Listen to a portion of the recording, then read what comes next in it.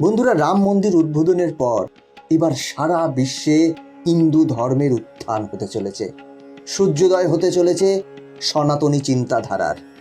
আপনারা জানলে অবাক হবেন যে ইউরোপের মধ্যে ব্রিটেনের পর ইতালিতেই সব থেকে বেশি হিন্দু ধর্মের অনুগামী বাস করে। ইতালি ও ভারত দুই দেশের সংস্কৃতি সম্পূর্ণ আলাদা, মানুষের অভ্যাস, রীতিনীতি সমস্ত কিছুই ভিন্ন। কিন্তু এর পরেও ইতালিতে ভারতের সংস্কৃতিতে বিশ্বাসী মানুষদের সংখ্যা দিন দিন বেড়েই চলেছে। ইতালিতে কিছু কিছু গ্রাম তো হিন্দু গ্রামে পরিণত হয়েছে। তারা হিন্দু সংস্কৃতি পালন করছে। তাদের কথা অনুযায়ী যখন আমাদের জীবনে কোনো সমস্যা আসে, তার সকল সমাধান আমাদের হিন্দু ধর্মেই রয়েছে। তবে ইতিমধ্যেই ইতালি সরকারের পক্ষ থেকে এক বড় ঘোষণা করা হয়েছে, যেখানে বলা হয়েছে যে এবার ইতালিতে আর থাকবে না কোনো মুসলিম। অনেকেই চিন্তায় রয়েছে এই ভেবে যে মেলোনির ঠিক কী প্ল্যান রয়েছে মুসলিমদের নিয়ে, যেখানে প্রকাশ্যে মুসলিমদের নামাজ পড়া পর্যন্ত বন্ধ করে দিয়েছে। এর কারণ কি? কেন ইতালির প্রধানমন্ত্রী মুসলিমদের বিরুদ্ধে এমন পদক্ষেপ নিয়েছেন? বন্ধুরা, আজকে এই ভিডিওতে এর সমস্তটা জানতে পারবেন, তাই ভিডিওটা সম্পূর্ণ দেখবেন। তাহলে চলুন শুরু করা যাক। বন্ধুরা, ইতালি থেকে মাঝে মাঝেই অবাক করার মতো কিছু ঘটনা সামনে আসে। প্রধানমন্ত্রী মেলোনির সাহসী সিদ্ধান্তে অনেক কট্টরপন্থী মুসলিমদের সমস্যায় পড়তে হয়। তবে এখন এক চমকে দেওয়ার মতো খবর সামনে এসেছে, যেটি শুনে গোটা ইসলামিক দেশে এবং পৃথিবীতে থাকা সমস্ত মুসলিমদের মধ্যে ভয়ের এক পরিবেশ সৃষ্টি হয়েছে। কারণ ইতালির প্রধানমন্ত্রী জর্জিয়া মেলোনি তার দেশের মুসলমানদের নিয়ে এমন এক ঘোষণা করেছে, যার ফলে হাজার হাজার মুসলিম আতঙ্কিত হয়ে আছেন। তাদের আশঙ্কা তাদের অবস্থা পাকিস্তানে বসবাসকারী আহমদিয়া মুসলিমদের মতো না হয়, যেখানে তাদের নামাজ পড়তে দেয়া হয় না, তাদের মসজিদ ভেঙে গুড়িয়ে দেওয়া হয়েছে। অথচ হিন্দুদের জন্য ইতালিতে এক বিশালাকার রাম মন্দির তৈরি হচ্ছে, কিন্তু সেখানে নতুন করে একটিও মসজিদকে বানাতে দেওয়া হচ্ছে না। বন্ধুরা, এর পিছনের কারণ কি? কেন মুসলিম ধর্মের প্রতি মানুষের এত অনীহা? বন্ধুরা, আপনারা জানলে অবাক হবেন। প্রধানমন্ত্রী মেলোনির পার্টি ব্রাদার্স অফ ইতালি একটি নিয়ম তৈরি করেছে, যেখানে বলা হয়েছে গ্যারাজ, সার্বজনীন জায়গা, গুদামের ভেতর নামাজ পড়া নিয়ে নিষেধাজ্ঞা জারি করা হয়েছে। অর্থাৎ মসজিদ ছাড়া তারা অন্য কোথাও নামাজ পড়তেই পারবেন না। আসলে ইতালিতে যে কোনো গ্যারাজ ও গুদামকে মসজিদে বদলে তার ভেতরে নামাজ পড়ার রীতি শুরু হয়ে যায়, যাকে আটকানোর জন্য ইতালির প্রধানমন্ত্রী এই সিদ্ধান্ত নিয়েছেন। আসলে মেলোনি মনে করেন তাদের দেশে ধর্ম পরিবর্তন করার এক খারাপ অভ্যাস রয়েছে।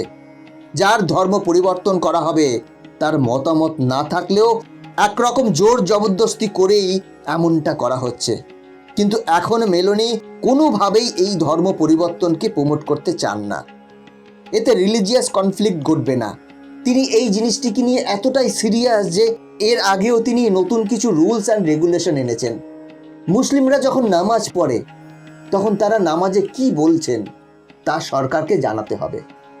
নতুন মসজিদের জন্য দেয়া হবে না কোনো জমি।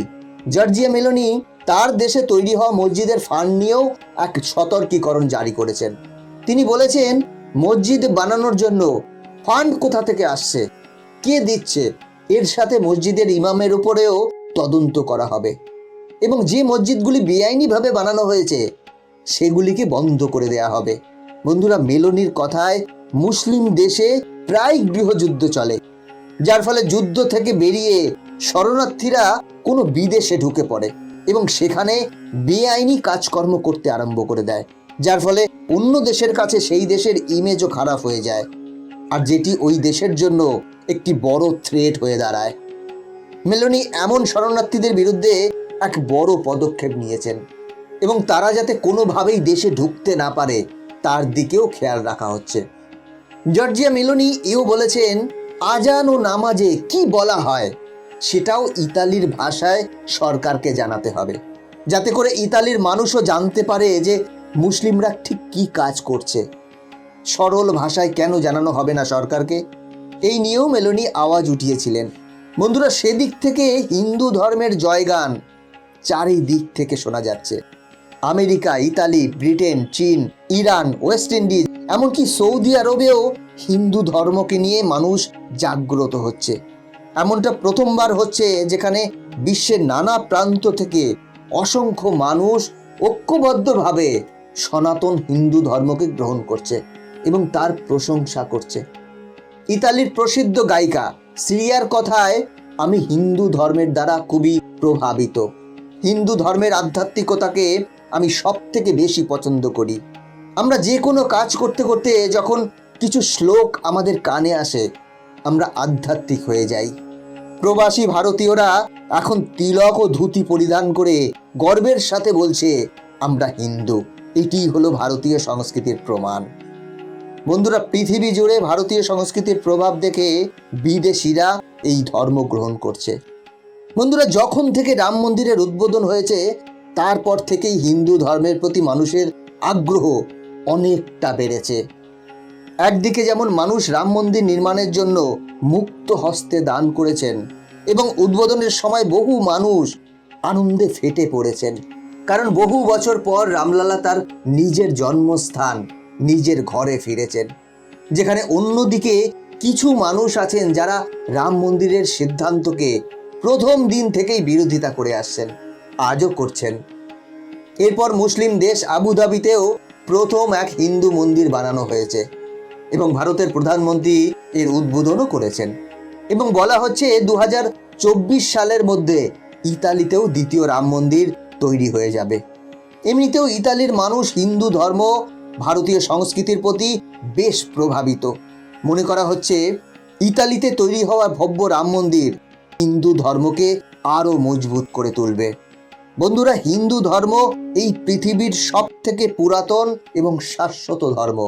ইতালির প্রধানমন্ত্রী মেলোনিও হিন্দু ধর্মের প্রতি খুবই প্রভাবিত। আর হিন্দু ধর্মের সত্যতার জন্যই আজ হিন্দু ধর্ম সমগ্র বিশ্বে ছড়িয়ে পড়ছে। ব্রিটেনের পর এবার ইতালিতেও মানুষ হিন্দুময় হচ্ছেন। ইতালিতে হিন্দু ধর্মের বৃদ্ধির পেছনে এক বড় হাত রয়েছে প্রধানমন্ত্রী জর্জিয়া মেলোনিরও। তিনি ভারতীয় কালচারের প্রতি বেশ প্রভাবিত। বন্ধুরা, আপনারা জানলে অবাক হবেন, বিশ্বের সব থেকে বড় ভগবদ গীতা ইতালিতে তৈরি হয়েছে। সংস্কৃত ভাষায় লেখা এই গ্রন্থে মোট 670টি পেজ রয়েছে আর এটিকে বানাতে প্রায় 2.5 বছরেরও বেশি সময় লেগেছে, যেটি ইতালির মানুষরা করে দেখিয়েছেন।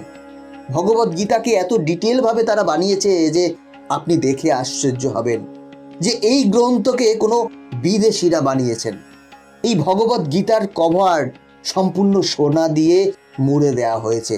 এই গ্রন্থের এক একটি পেজ এতটাই বড় এবং ভারী যে একটি পেজকে সরাতে 2 থেকে 3 জন মানুষ লাগে। বন্ধুরা, ইতালি সরকারের মুসলিমদের বিরুদ্ধে এই পদক্ষেপ নিয়ে আপনাদের কি মতামত কমেন্ট করে অবশ্যই জানাবেন। বন্ধুরা, আজ এ পর্যন্তই। এই চ্যানেলে নতুন হলে চ্যানেলটি সাবস্ক্রাইব করে বেল আইকনটি প্রেস করে রাখবেন পরবর্তী ভিডিও দেখার জন্য। ভালো থাকবেন, সাথে থাকবেন।